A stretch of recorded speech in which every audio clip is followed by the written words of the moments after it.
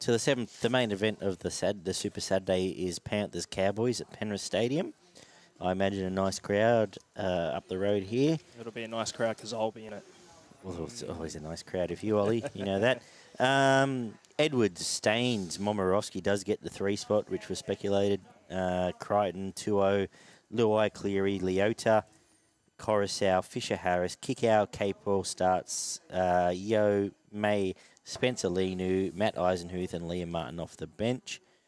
For the Cowboys, Drinkwater, Felt, Masters, Hammer, Val Holmes on the wing, which was the other speculation from the week. Michael Morgan, Clifford, Molo, Robson, McLean, Dunn, Hess, Tamalolo at 13, Granville, Maguire, Jensen, Cotter.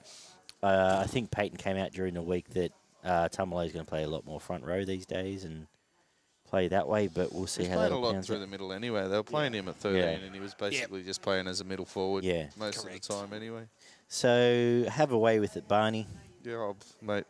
The only real point I got here is the fullback battle might go close because they're pretty much, the same sort of player.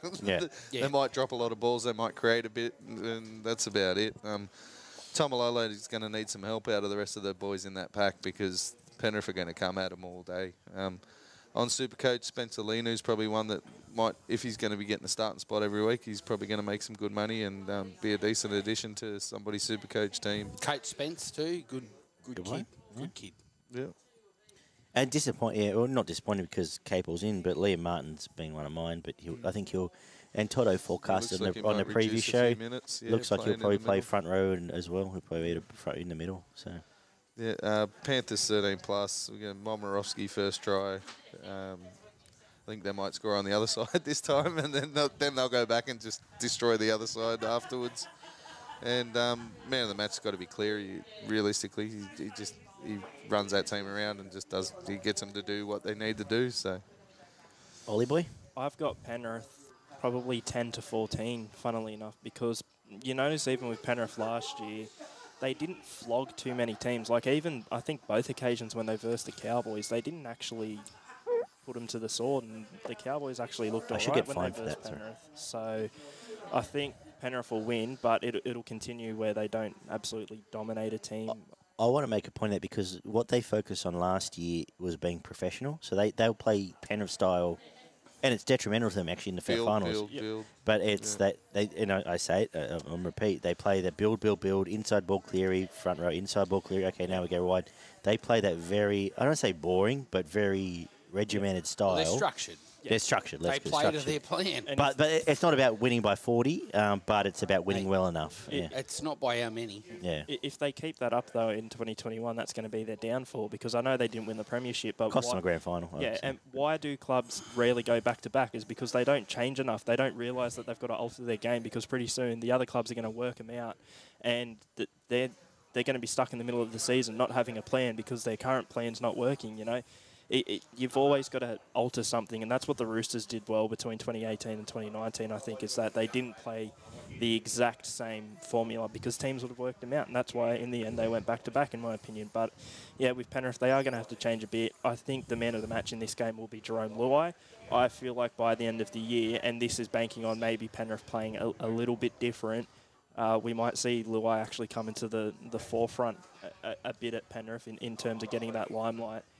And I'm going to say first try scorer is going to be Bizza, Brian Toe.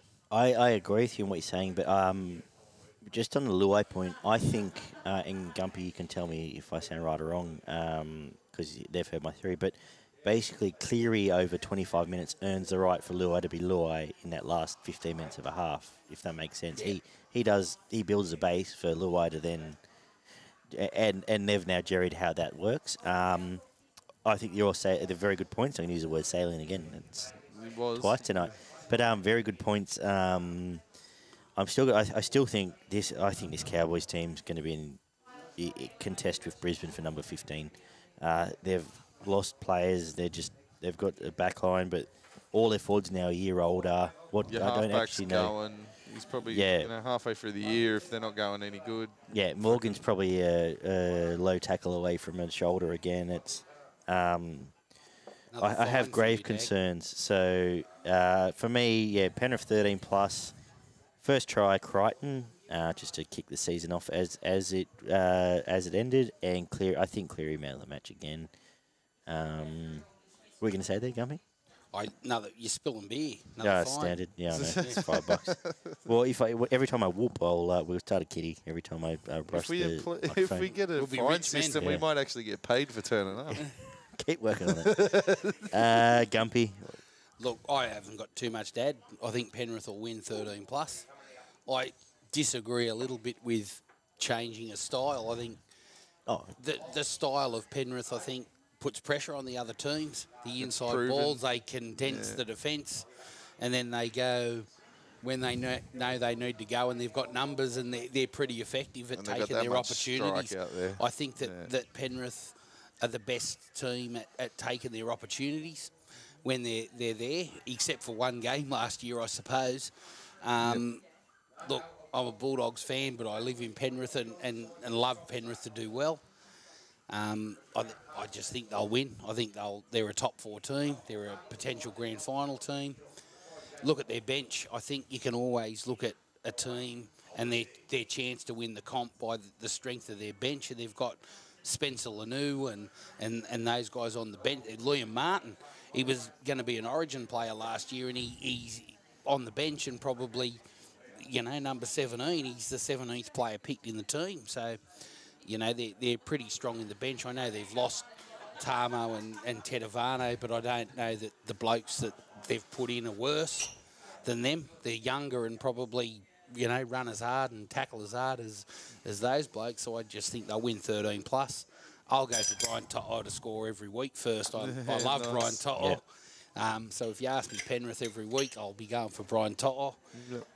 Nathan Cleary's the obvious choice for man of the match, but I'll go Happy Coruscant. I love Happy Coruscant. We haven't even mentioned him. And he hasn't been mentioned, but he's probably in that top echelon of hookers. I don't think he's far behind the number one now, Damien Cook, in terms of ability and out of dummy half, and completely agree just with plays that. in the middle of the ruck, strong and makes his tackles and throws good ball to. Like his job's to throw good passes, and Nathan 100%. Cleary out in front, and he does. He might actually, of all things, none of us mentioned him. He broke apart some games last year as well. But against this team, he could actually gut this team. He could really put Robertson on show if he wanted to. And I don't like the bag blokes, but I watch a lot of footy like you guys, and I think the Cowboys have got the 2 worst defenders in the NRL. Okay. Scott Drinkwater Yeah. wouldn't know what tackle was. I think he thinks it's something that you take fishing. And Cohen S is no better. Yeah, he's not much better. In terms of that. I'm going to write that line down, by the way. And I think that, Toddy Payton's going to have to get him out and doing some serious defence with those 2 blokes. And the rest of them, I just don't think they'll handle Penrith. And I don't know they'll handle many sides. Can I go just a quick question, and you chime in too, you boys. What does the future hold for Tyrone May? Is he now just at Penrith 14, or should he be looking at opportunities elsewhere? What with him? Well, that's what he was at the start of last year and for most of that season, and it worked. And obviously that's what he's going to be now because everyone's re-signed at Penrith. And you know what? I think that is what he's going to be. I can't see too many teams picking him up as a starting centre. Do you have him as a starting centre, 6, or a back rower? I think he's a 6. So he plays a bit of all those positions. Well, his primary position is in the half. He's not a centre. He's not in the A-grade centre class. So. Or back row. He's just that body type too that's a bit not a back rower, like we were talking before about the smaller blokes like your Josh Jacksons, even Adam Elliott's not a big bloke, and Tyrone's another kid that I've coached and had a bit to do with. He's an ideal 14. If he's happy to play 14 for Penrith, then that's where he'll stay. Yeah. I know that Ivan likes him as a footballer, and again, talking about the strength of the bench, you could bring him on and play anywhere. If you wanted him to play in the middle, he'd play in the middle. You throw him in dummy half. You can play him in the halves. Yeah. You can play him in the centres. So he's really your ideal 14, and plenty of blokes make a good living playing 14. And the way that's going looks like 14's going to be more important than Well, it has 100%. been previously. So I think if he's happy to be a 14, then he'll stay. I think they like him, and I think he's good around the group, and so I think that as long as he's happy, they'll be right. Anything to add on that, Barney? No, mate, Gump's covered that pretty well, I think. But a good point is that 14 is now going to become, if the speed of this game keeps up, 14 is almost as important as your starting 13. 100%. If you get a 14, suddenly they're a 400k player. And your bench back rowers. If you can give one of your halves or your hooker a good 20-minute spell and get his breath back into him.